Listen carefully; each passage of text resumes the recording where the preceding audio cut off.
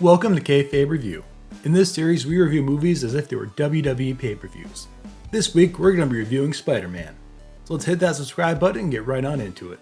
Peter Parker opened the show, and I immediately wanted to change the channel. Peter is weak and unathletic. He has no business being on the show, or even Marvel's promotion. I think I speak for everyone when I say Peter will never get over, and if Marvel keeps booking him, they will never be successful. We then get a backstage promo of Peter talking to Norman and Harry Osborn.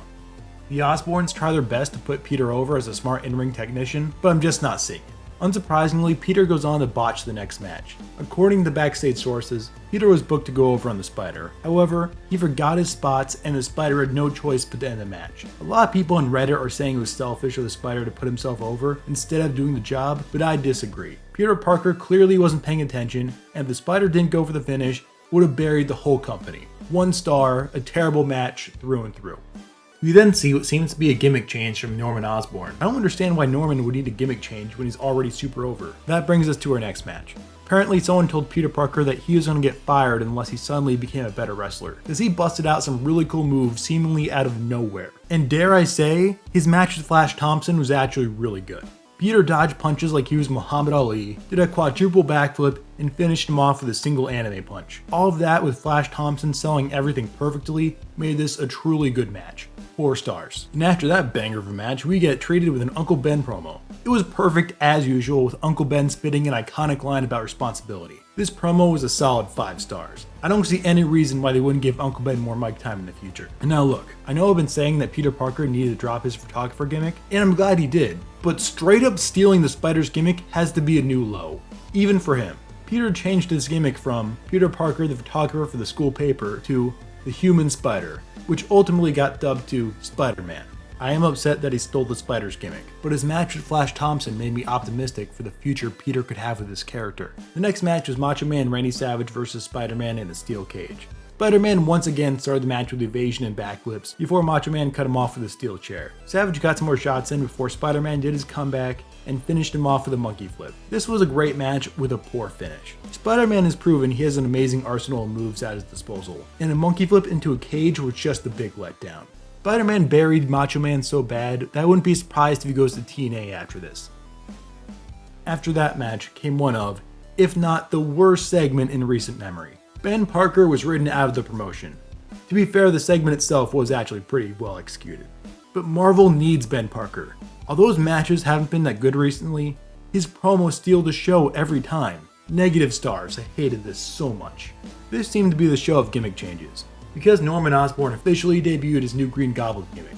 I still think his Oscorp persona was the best way to go, but I understand why they decided to go with the Green Goblin instead. Spider-Man quickly became the top face in the company, and Norman Osborn, as the Green Goblin, is the perfect heel for him to feud with.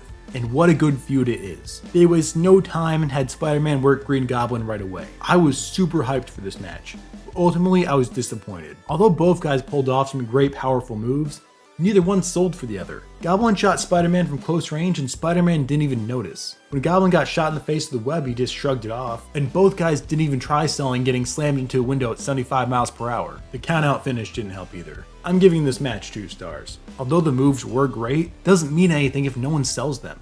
Interestingly enough, after the match, Goblin tries to get Spider-Man to join him as a tag team partner. Spider-Man teases the heel turn, but ultimately turns it down. I would love to see a Goblin Spider-Man stable, but for now they're better off working against each other.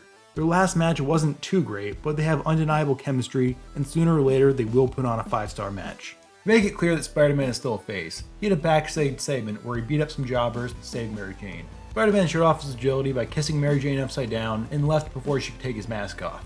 After that very romantic segment, Spider-Man and Goblin got right back to their feud with an Inferno match. This match was way better than their first, mainly because they actually sold for each other. Spider-Man did spend a good portion of the match evading attacks, and it did end to the count-out finish, but I'm still giving this match 4 stars.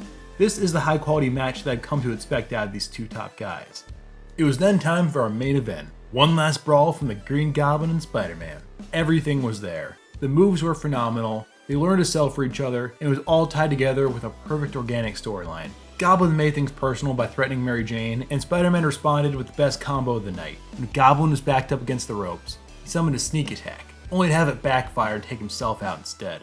Spider-Man won the match, which made him over with everyone. Everyone except Harry Osborn. Thank you for watching. You can watch more Kayfabe reviews by clicking the box on the right, or you can watch some of our other content by clicking the box on the left. We post a variety of fun wrestling content on this channel that what happens in the ring and what it's like being a part of the wrestling community, because that is what Wrestling Informer is all about.